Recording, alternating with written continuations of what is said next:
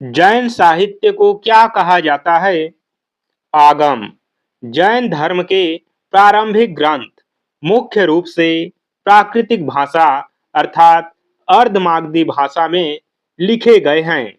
आगम साहित्य के अंतर्गत 12 अंग, 12 उपांग, 10 प्रकीर्ण और 6 छेद सूत्र शामिल हैं। ईसा मसीह का जन्म कब हुआ था? 4 ईसा पूर्व में बैथलेहम में। बैथलेहम वर्तमान में यरूशलेम के पास स्थित है। ईसाई धर्म के संस्थापक ईसा मसीह के जन्म दिवस को क्रिसमस के रूप में मनाया जाता है। ईसा मसीह को सूली पर कब चढ़ाया गया था? 33 ईस्वी में। उन्हें तत्कालीन रोमन गवर्नर पोंटियस द्वारा सूली पर चढ़ाया गया था। ईसाई धर्म में इस दिन को गुड फ्राइडे के रूप में शोक और प्रार्थना के साथ मनाया जाता है। मगध की राजधानी क्या थी? राजगृह। दोस्तों, एग्जाम में कभी कभी ग्रीवरज भी ऑप्शन में दिया रहता है। यह राइट आंसर हो जाएगा। यह 5 पहाड़ियों से घिरी एक अत्यंत सुरक्षित राजधानी थी।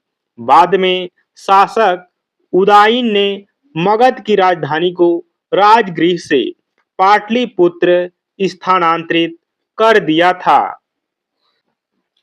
16 महाजनपदों की सूची किस ग्रंथ में मिलती है? अगुंतर निकाय में। अगुंतर निकाय एक प्रसिद्ध और प्रामाणिक बौद्ध ग्रंथ है। इसके अलावा जैन ग्रंथ भगवती सूत्र में भी इन 16 महाजनपदों का उल्लेख प्राप्त होता है। शिशुनाग वंश का संस्थापक कौन था? शिशुनाग। शिशुनाग ने हर्यक वंश के अंतिम शासक नागदशक की हत्या करके शिशुनाग वंश की स्थापना की थी। इसने मगध की राजधानी को पाटलिपुत्र से हटाकर वैशाली बनाया था। हर्यक वंश का संस्थापक कौन था? बिंबिसार। बिंबिसार मगध साम्राज्य का पहला प्रतापी और शक्तिशाली शासक था। भारतीय इतिहास में इस वंश को पृथहंता वंश कहा जाता है, क्योंकि इसमें पुत्रों ने पिता की हत्या कर सत्ता प्राप्त की थी। पाटलिपुत्र की स्थापना किसने की थी? उदयन ने। उदयन हर्यक वंश का शासक और अजात शत्रु का पुत्र था। उसने सुरक्षा की दृष्टि से राजगृह के स्थान पर पाटलिपुत्र को मगध साम्राज्य की नई राजधानी बनाया। पाटलिपुत्र कहाँ स्थित था? गंगा और सोन नदियों के संगम पर। आधुनिक समय में पाटलिपुत्र को पटना के नाम से जाना जाता है, जो बिहार राज्य की राजधानी है। नदियों से घिरे होने के कारण यह एक जल दुर्ग के समान सुरक्षित स्थान था। बिंदुसार किस उपनाम से प्रसिद्ध था? अमित घात। अमित्र घात या अमित घात का अर्थ होता है शत्रुओं का नाश करने वाला। बिंदुसार मौर्य सम्राट चंद्रगुप्त मौर्य का पुत्र और महान शासक अशोक का पिता था। अवंती की राजधानी क्या थी? उज्जैन। अवंती महाजनपद 2 भागों में बटा हुआ था। उत्तरी अवंती की राजधानी उज्जैन और दक्षिणी अवंती की राजधानी महिष्मती थी। यहाँ का प्रसिद्ध शासक चंड प्रद्योत था। नंद वंश का संस्थापक कौन था? महापद्म नंद। यह मगध पर शासन करने वाला पहला गैर क्षत्रिय राजवंश था। महापद्म नंद ने भारतीय इतिहास में पहली बार विशाल साम्राज्य बनाकर एकाट की उपाधि धारण की। नंद वंश का अंतिम शासक कौन था? धनानंद। धनानंद एक अत्यंत क्रूर और जनता के बीच अलोकप्रिय शासक था। यह यूनानी आक्रमणकारी सिकंदर का समकालीन था। चंद्रगुप्त मौर्य ने चाणक्य की मदद से इसे ही हराकर मौर्य वंश की स्थापना की थी। भारत पर सर्वप्रथम आक्रमण किसने किया था? ईरान ने। भारत पर पहला विदेशी आक्रमण ईरान के इखमनी वंश के शासकों द्वारा किया गया था। यह आक्रमण 516 ईसा पूर्व में डेरियस प्रथम ने किया था। इन्हें दारा प्रथम के नाम से भी जाना जाता है। भारत पर आक्रमण करने वाला प्रथम विदेशी शासक कौन था? सिकंदर। सिकंदर यूनान का शासक था। उसने 326 ईसा पूर्व में भारत पर आक्रमण किया था, जो प्राचीन भारतीय इतिहास की एक युगांतरकारी घटना मानी जाती है। सिकंदर और पोरस के बीच युद्ध को किस नाम से जाना जाता है? हाइडे स्पीच का युद्ध। इसे यूनानी भाषा में हाइडे स्पीच और भारतीय साहित्य में वितस्ता का युद्ध कहा जाता है।